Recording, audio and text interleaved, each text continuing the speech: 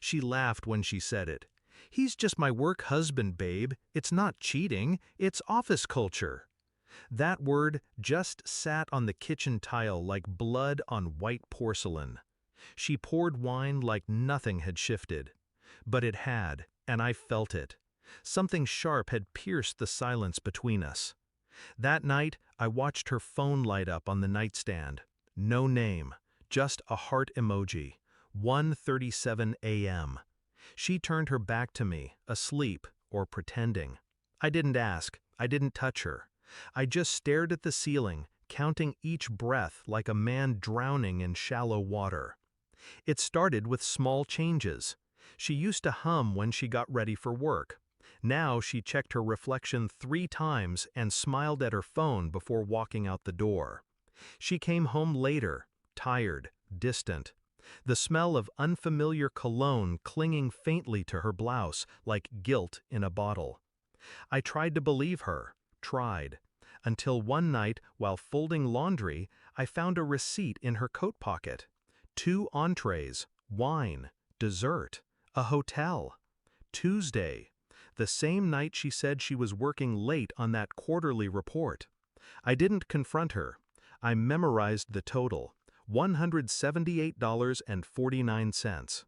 Funny the details that lodge in your brain when your heart starts to rot. I played along. That's the trick. You have to play along. I started going out too, team-building dinners of my own. I'd text her at 11 p.m. just to see her reaction.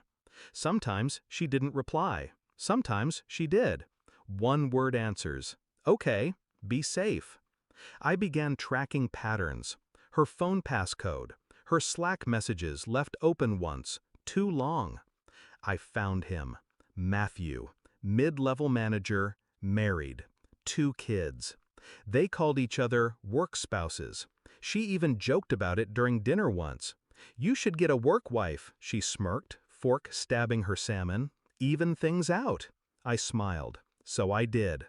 Her name was Harper. She was smart, single, and knew exactly why I asked her to dinner. Nothing happened, not physically. But my wife didn't need to know that. What mattered was how her face twitched the first time I came home at 1 a.m., tie loose, smelling like someone else's perfume.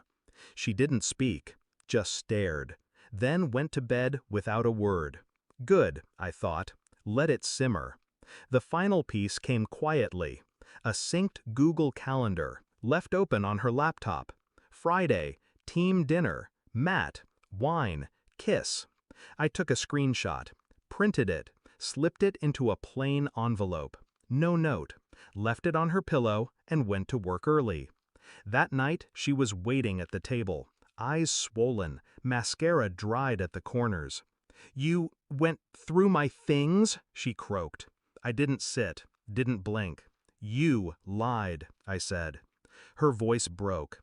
"It didn't mean anything?" That was the last straw.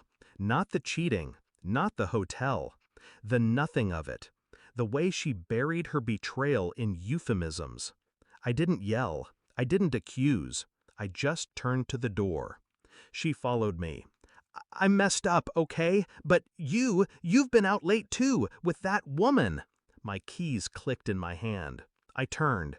"She's my work wife," I said coldly. "Isn't that the rule?" Her mouth opened, then closed.